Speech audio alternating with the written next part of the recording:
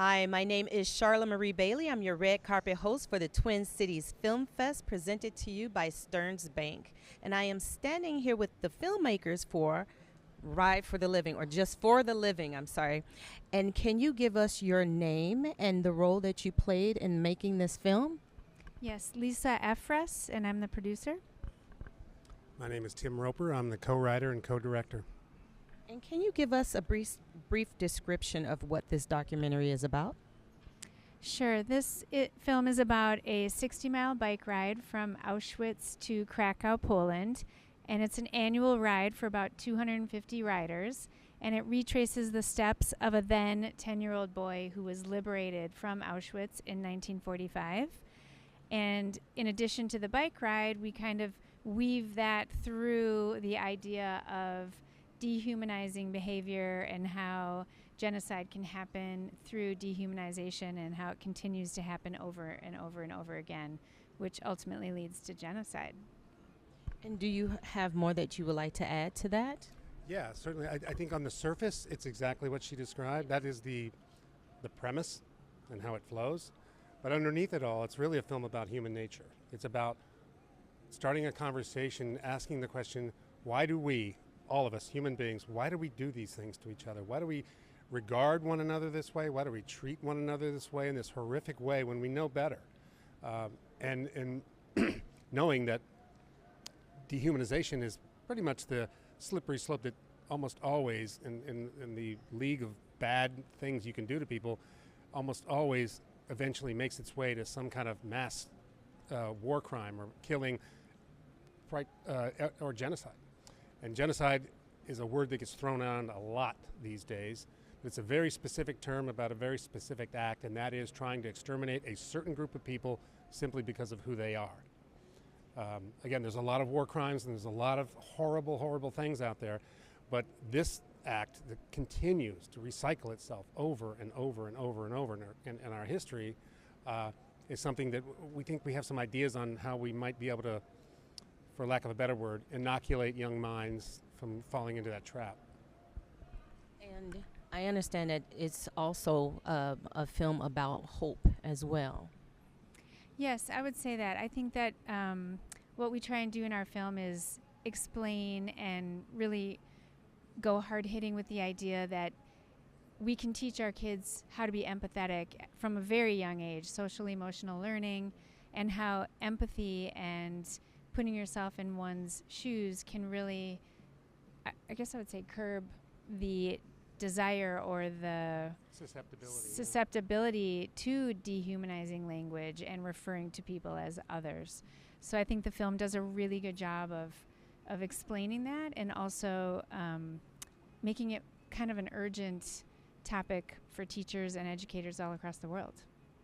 That's wonderful. It would be wonderful if they could show this in schools because it is history. And how did you come to do this particular film?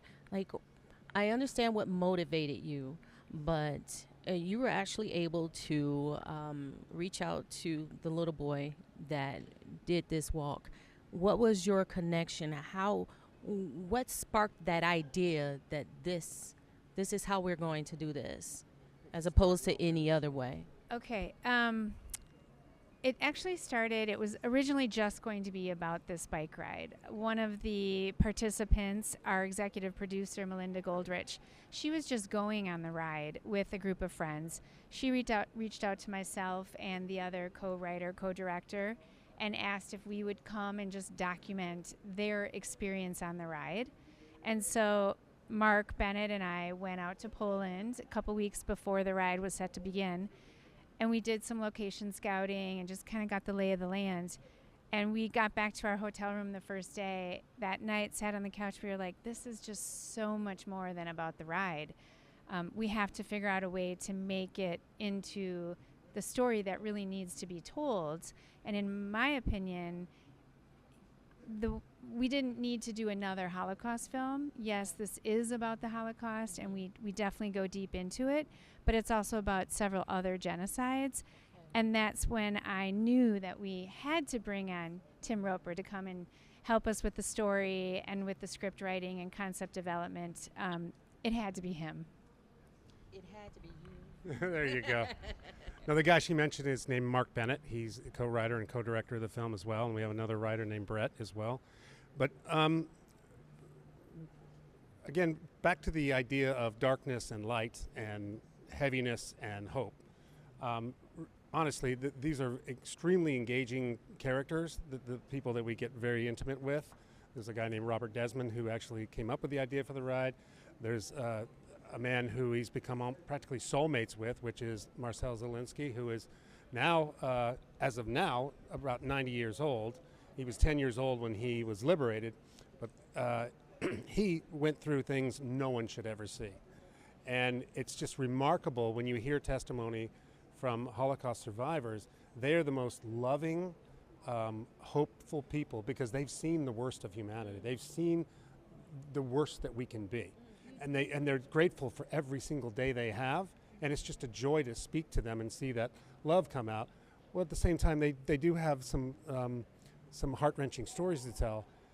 This is where the hope really comes in. If a man like this can have been through someone trying to actually steal his humanity from him and come back and actually grow and have a family and a long career and embrace and give testimony about the Holocaust, but embrace young people.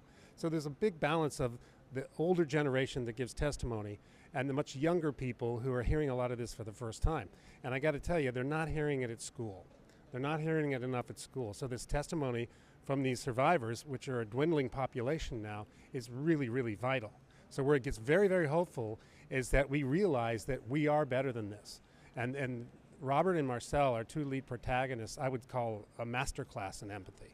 I mean, if you really want to see two people with very different backgrounds and very different experiences come together almost like brothers and then embrace one another for nearly a decade now and then create this event, it's extremely touching. So again, that's where the hope comes and sort of overshadows a lot of the dark history. And you were getting ready to say something earlier. Sorry. No, that's okay. I was just going to say, when he was talking about Marcel, who's seen like the worst of the worst, incomprehensible atrocities, and then to see so much love in his heart. All the survivors that we've met and interviewed and talked to and came across on this ride and on this journey, not one of them is bitter, not one of them is angry, not one of them is, has these demons inside that they just, can't let out. They are all just the best of what humankind, in my mind, truly means. That's beautiful. Can you tell me what your plans are for this film? Everything. She said it. We just came from Newport Beach, the film festival there. Got a fantastic reception. People really enjoyed the story. They one of the most common comments that came to us was, "You've got to get this in front of more people. You've got to get this in front of influential people that can help get this message out." The educational piece, I would say it's appropriate for upper high school and early college. But there is a lot of that kind of stuff where it's don't look away. You can't. If you look away, it's going to happen again. But anyway, so Newport Beach went fantastic. Here we are in the Twin Cities. Very happy to be here. Very happy to have what looks like a full house tonight. And then from here we go to the Fort Lauderdale International Film Festival. And then we're pending notification from something like 20 to 30 others right now. So we got our fingers crossed. Miami Jewish in January. Yes. That's confirmed. And then we were an official selection at the Hague Fest. It won't be screening live there, but it is an official selection. So we've got 5 laurels under our belt so far. We're looking for a lot more.